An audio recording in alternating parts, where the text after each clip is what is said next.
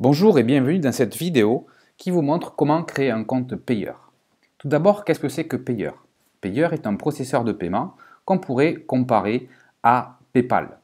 Payeur vous permet de pouvoir réaliser des transferts d'argent, des dépôts d'argent pour alimenter votre compte BNPush ou bien d'autres compagnies. Que ce soit aussi bien dans un sens de dépôt d'argent comme de retrait d'argent. Pour ouvrir un compte payeur, il vous faut simplement ouvrir l'adresse URL payeur.com. Sur la partie supérieure, vous voyez ici un bouton bleu ciel où il y a marqué Sign Up. Cliquez sur Sign Up. Ensuite, remplissez donc l'adresse email qui correspond à votre profil. Ensuite, le code de sécurité que vous voyez apparaître devant vous. N'oubliez pas de cocher donc, et de confirmer que vous acceptez les conditions générales. Et ensuite, cliquez sur le bouton vert Sign Up. Par défaut, selon les ordinateurs avec qui vous naviguez, eh bien, on va vous proposer des mots de passe automatiques. Les mots de passe doivent comporter obligatoirement une majuscule ainsi qu'une minuscule et des chiffres. Je précise, une majuscule au minimum avec des minuscules et des chiffres. Vous voyez que s'il correspond, le pourtour du champ est de couleur verte. Dans le deuxième champ, vous confirmez votre mot de passe. Dans le troisième champ, Secret Word, c'est un mot secret. Alors vous pouvez laisser par défaut celui qui vous est proposé ou bien choisir un mot secret de votre choix. Dans le dernier champ, il est indiqué votre numéro de compte payeur, comme votre numéro de compte en banque, qui sera propre à vous-même. Ensuite, vous cliquez pour confirmer sur le bouton vert Next. Vous pouvez enregistrer le mot de passe si vous le souhaitez.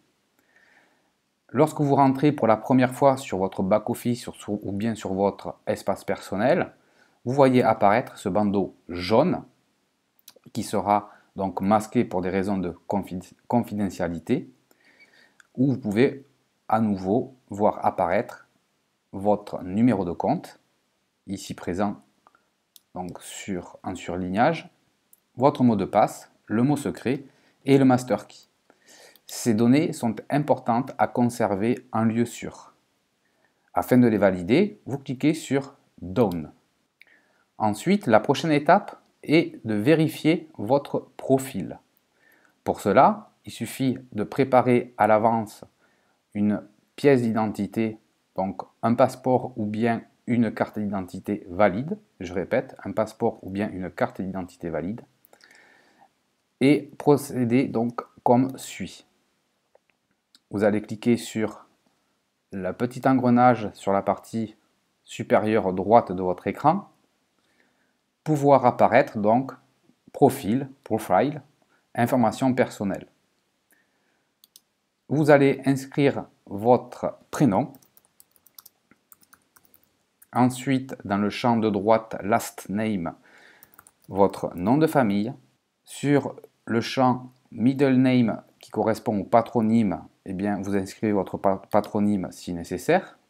Et ensuite, inscrire le numéro de téléphone.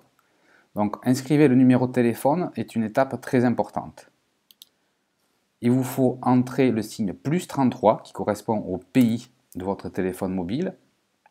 Et ensuite, inscrivez votre numéro de téléphone sans le 0. Si vous avez un numéro de mobile qui commence par 06, vous inscrivez le 6.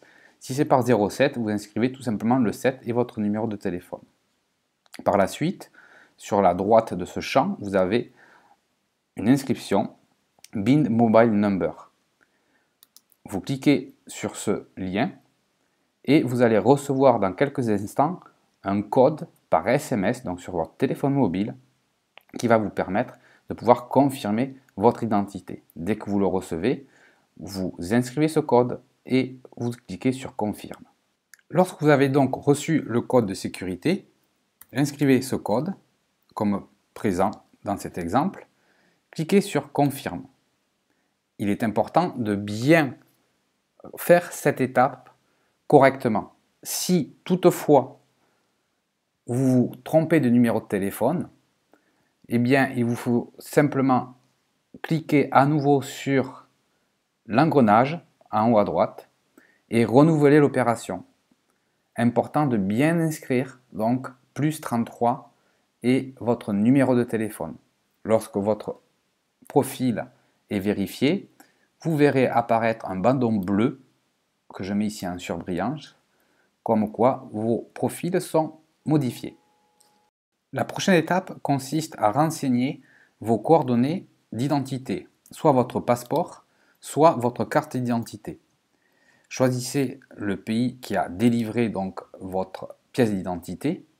Ensuite, choisissez la date d'anniversaire, votre date de naissance plus exactement. Et ensuite, dans le champ Number, inscrivez le numéro de passeport ou bien le numéro de votre pièce d'identité, votre carte d'identité nationale. Cliquez ensuite sur le bouton Confirme et encore une fois, vous allez voir apparaître sur le bandeau supérieur en bleu ciel que vos paramètres donc, ont été sauvegardés avec succès.